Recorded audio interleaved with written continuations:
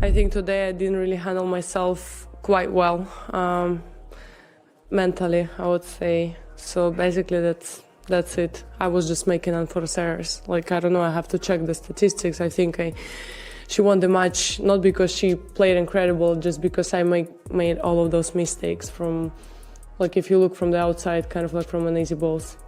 You know, something shifted in women's tennis almost overnight, and it wasn't the crowning of a new champion or some shocking upset on the court. No, this was a quiet, almost invisible change, the kind that happens behind closed doors and in hushed phone calls. Suddenly, for one of the sport's biggest stars, the phones just stopped ringing. The flood of emails turned into a trickle, and then went completely silent. Meetings that were once locked firmly in the calendar suddenly needed to be reassessed. And right at the center of this storm was Aryna Sabalenka, a player who just days before had seemed absolutely untouchable. Now, she was facing the kind of questions that no sponsor ever wants to be associated with. And it all traced back to a single fleeting moment on the court. A moment involving Coco Gauff that fans now can't stop replaying, arguing over and dissecting frame by agonizing frame. Nothing was officially confirmed, but you see, the damage was already spreading like a virus. And the real panic? It didn't start with the athletes or the umpires. It started in the boardrooms, where reputations are made and broken. I mean, especially when you've been playing really great tennis during the whole week, you know, you've been playing against a lot of tough opponents, Olympic champion, Iga, you know, and... But you have to understand that one incident was only the spark that ignited what would turn into a full-blown inferno of fallout. On the surface, the match itself looked completely normal. You had two of the biggest names in women's tennis clashing under those blinding stadium lights, with a packed crowd hanging on to every single rally. The tension was palpable right from the very first serve. You could just feel that every point carried more weight than the last. Sabalenka, based on her recent form, came in as the clear favorite. But Coco Gauff, she stepped onto that court with a kind of quiet, intense focus that you'll never find on a stat sheet. As the match tightened up, so did the emotions on both sides. And then it happened, the moment everyone keeps replaying and talking about. A missed shot, a visceral, frustrated reaction. A split second where Sabalenka turned away from the court, her back to her opponent, and muttered something under her breath. At first, honestly, nobody thought much of it. Athletes vent their frustrations all the time. It's part of the game. Cameras catch these little flashes of raw emotion in every single match, and most of them are forgotten within minutes. But this one was different. This one wasn't forgotten because someone clipped it. Someone slowed it down. Someone else added captions, speculating on what was said, and just like that, the entire tennis world wasn't talking about the score, or the brilliant strategy, or who was advancing to the next round. No, they were all talking about that one tiny grainy piece of audio, desperately trying to figure out what was said, what it meant, and whether it had crossed a line that you simply can't uncross. Congratulations, Coco. When Aryna sat here, she said that she thinks if Iga had won her, she wins the thing today because of how the match turned up. Do you think the way you play today, you beat anyone? Doesn't matter who's on the other side of the net? She said if Iga won, if I play Iga in the final. She said that if we go, she didn't mention exactly winning you, but she said if Iga won me, she would won the thing. I mean, I don't agree with that. I'm here sitting here, and last time I played, no, like to Iga or anything, but I played her and I won in straight sets. So, yeah, I don't think that's a fair thing to say. And once that clip started to circulate, the situation went from tense to absolutely explosive, and it happened incredibly fast. I mean, it only took a few hours for that short, ambiguous clip to rocket to every single corner of the internet.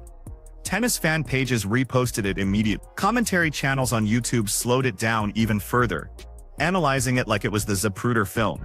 Fans were putting on their best headphones, closing their eyes, and replaying that single moment over and over and over again. Each person hearing something slightly different. Some swore they heard something deeply offensive and unacceptable. Others argued passionately that it was just a frustrated mumble, maybe even in her native language, and was being taken completely and unfairly out of context. The core of the problem was this: nobody could definitively agree. And when you mix that level of confusion with high-running emotions, social media doesn't pause and wait for the facts to emerge. It doesn't care about due process. It just fills in the story on its own, creating a narrative that feels true, whether it is or not. Because anything can really happen. And yeah, honestly, I mean, the way Aryna was playing the last few weeks, she was the favorite to win. So I think she was the best person that I could have played in the final. Her being #1 in the world, it was the best person to play. So I think I got the hardest matchup just if you go off stats alone. Obviously, Iga being a champion here. Before long, screenshots, speculative subtitles, and so-called audio-enhanced versions started popping up absolutely everywhere. People who had never watched a full tennis match in their entire lives were suddenly positioning themselves as experts, meticulously analyzing lip movements and body language. Social media influencers, smelling an opportunity for engagement, jumped on it for views, fanning the flames. Mainstream news accounts began hinting at controversial on-court audio, using clickbait headlines to draw people in. Even casual fans, the ones who normally just tune in for the big finals, felt like they had to pick a side in this growing conflict. The entire conversation stopped being about sports and rapidly morphed into a debate about character, about intent, and about respect. But what really made everything explode wasn't just the clip itself. It was the deafening vacuum of information that surrounded it. There was no immediate clarification from Sabalenka's team, no explanation from either camp, and no calming statement from the league to settle things down. In a world where every minor controversy is addressed within minutes, that prolonged silence felt incredibly loud. To some, it screamed of guilt. To others, it just signaled confusion. But to the people who matter most in the business of sports, the sponsors, it meant only one thing: risk. And risk is the one thing that global brands run away from faster than anything else. Because while the public was still arguing in the comments sections, you can be sure that corporate lawyers were rereading contracts, emergency meetings were being called, and multi-million-dollar reputations were being quietly reevaluated behind very securely closed doors. I mean, she's probably emotional about it, so I'm not gonna take it with too much anything. And I do hope people give her a little bit of. And while all those fans were furiously debating what they thought they heard and what it all might mean, something much quieter, and frankly much more serious, was happening in private. This is the part of the story that the viewers at home never get to see. It's the part that doesn't show up on the highlight reels or on the trending pages of social media. We're talking about the urgent phone calls between agents and brand managers, the emergency Zoom meetings with marketing executives whose faces are filled with concern. It's that sudden chilling shift in tone from "we're so excited for this partnership" to a cold and distant "let's just take a step back and reassess the situation for now." You see, sponsors don't need a full confirmed investigation to start getting nervous. They don't need a verdict from a court. All they need is uncertainty. And in that moment, uncertainty is exactly what surrounded Aryna Sabalenka's name. No, I think nowadays people know me as a player and as a person. Like, I feel like people know that, okay, of course she's aggressive, she's passionate, she's focused, and she's fighting for her dream, but also, of course, she's fun and she's nice, she's chill, and she's a completely different person. So I think now people knows me. Maybe like that little situation after French Open, some people don't really understand the intensity of everything, and that you lose the final of the biggest tournament, and then you go to the media straight away, and you're so like frustrated, so like pissed on yourself, and you're just trying to figure what just happened, and you don't think clean, and then you make this comment, and people go like, like they forget completely about like who you are like the rest of the time. This whole situation really brings up a critical question, one that every public figure has to grapple with eventually. It's about the immense power of a social media narrative, and how difficult it is to tell your own story once someone else starts telling it for you. You have to wonder if at the end of the day, a person in that position feels completely misunderstood for who they truly are, trapped by a perception that has spiraled far beyond their control. See someone fail and like take it as the main thing, So after that, I also had to sit back and reflect on everything and apologize and make sure that people understand my point, that it was just, I was over emotional, I was completely wrong. So after that also took me a little while to explain myself a little bit better. But now I think people understand me even better. And also it was a tough lesson, but it helped me a lot in so many different ways. And right now I don't feel like people still misunderstand me. I feel like now they know me even better. Because in the corporate world, controversy doesn't come with a "please wait for more information" button. It just doesn't exist.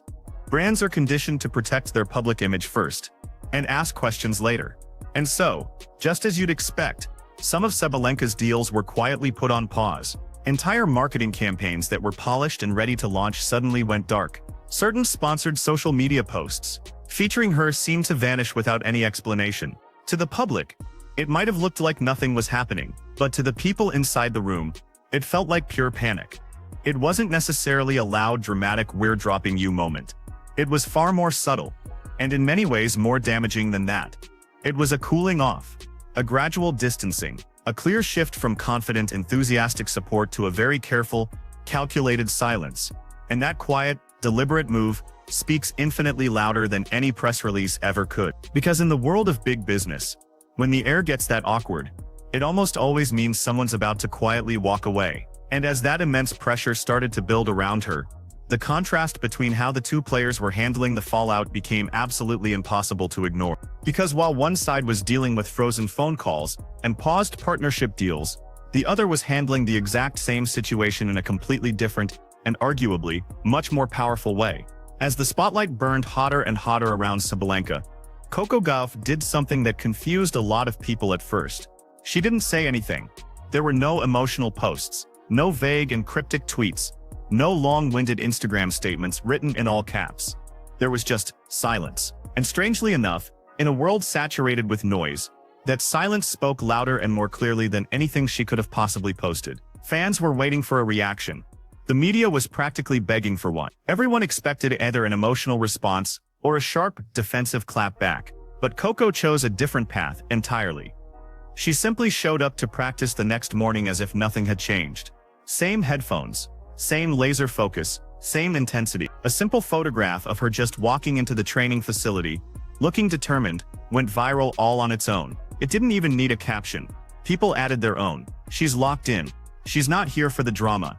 Class over chaos. And that's precisely when the public narrative started to flip. Instead of being seen as just another athlete caught in the middle of a messy storm, she started being viewed as the calm center of it. The grown-up in the room, the one who refused to get pulled down into the mud. In a world that thrives on immediate emotional reactions, her steadfast refusal to play that game made her stand out even more. Commentators began pointing it out on air. Fans flooded social media, praising her incredible maturity. Even people who had never followed her career before started paying attention, impressed by how she was handling the immense pressure. It wasn't loud, and it wasn't flashy, but it was incredibly powerful. In direct contrast to the uncertainty swirling around Sabalenka, Coco's composure made her look unshakable. But as Coco stayed focused on her game, the court of public opinion was already making its decision.